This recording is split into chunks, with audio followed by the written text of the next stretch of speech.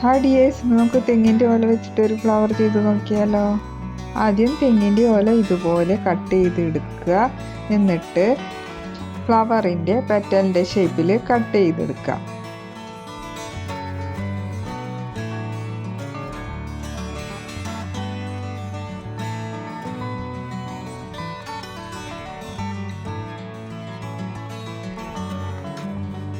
ഇതുപോലെ കട്ട് ചെയ്തെടുക്കുക. ഞാൻ കുറച്ചധികം എണ്ണ ഇതുപോലെ ഉണ്ടാക്കി വെച്ചിട്ടുണ്ട്.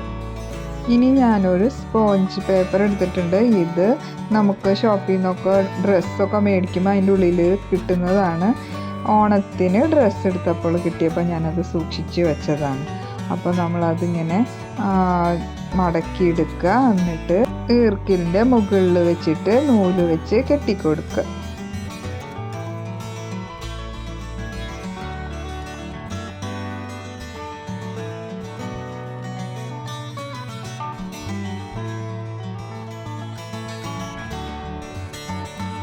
ഇതുപോലെ നല്ല ടൈറ്റായിട്ട് കെട്ടി വയ്ക്കുക.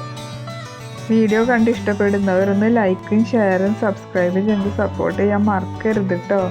ഇനി നേരത്തെ കട്ട് ചെയ്ത് വെച്ചിരുന്ന പെറ്റൽസ് എടുക്കുക. ഇത് 2 സൈസിലാണ്, വലുതും ചെറുതും.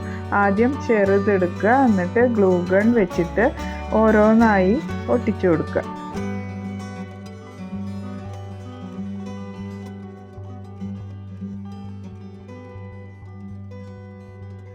ഇതുപോലെ ഓരോന്നായിട്ട് ഒട്ടിച്ചെടുക്കുക.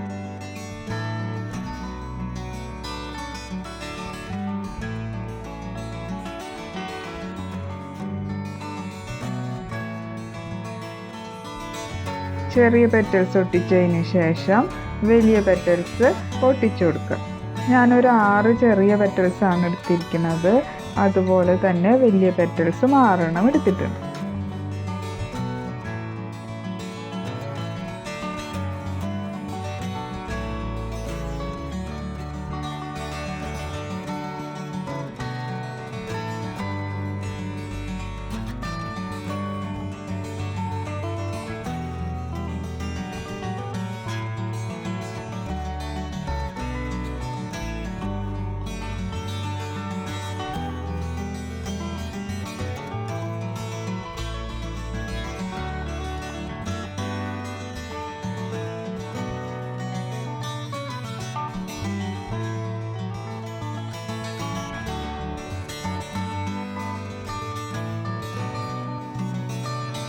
എല്ലാ പെറ്റൽസും ഒട്ടിച്ചതിന് ശേഷം ഗ്രീൻ ടേപ്പ് എടുത്തിട്ട് ചുറ്റിക്കൊടുക്കുക.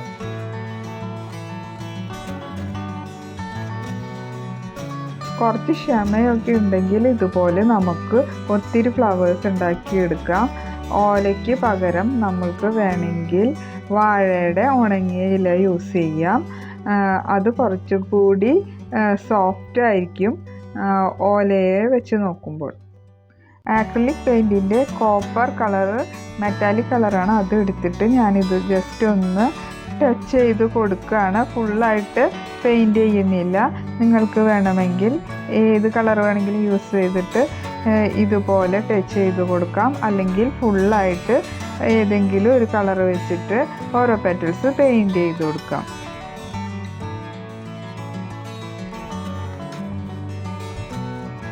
എനിക്ക് ഈ ഓലയുടെ കളറൊക്കെ വളരെ ഇഷ്ടമാണ്. അതുകൊണ്ട് ഞാൻ കളറ് മാറ്റണ്ടെന്ന് വിചാരിച്ചു. ജസ്റ്റ് ഒരു ലുക്കിനായിട്ട് വെറുതെ ഈ മെറ്റാലിക് കളർ ഇങ്ങനെ അടിച്ചു കൊടുക്കുന്നതേ ഉള്ളൂ. അപ്പോൾ നമ്മുടെ ഫ്ലവർ കംപ്ലീറ്റ് ആയിരിക്കുകയാണ്. അപ്പോൾ എല്ലാവരും സബ്സ്ക്രൈബ് ചെയ്ത് സപ്പോർട്ട് ചെയ്യുക. Thank you.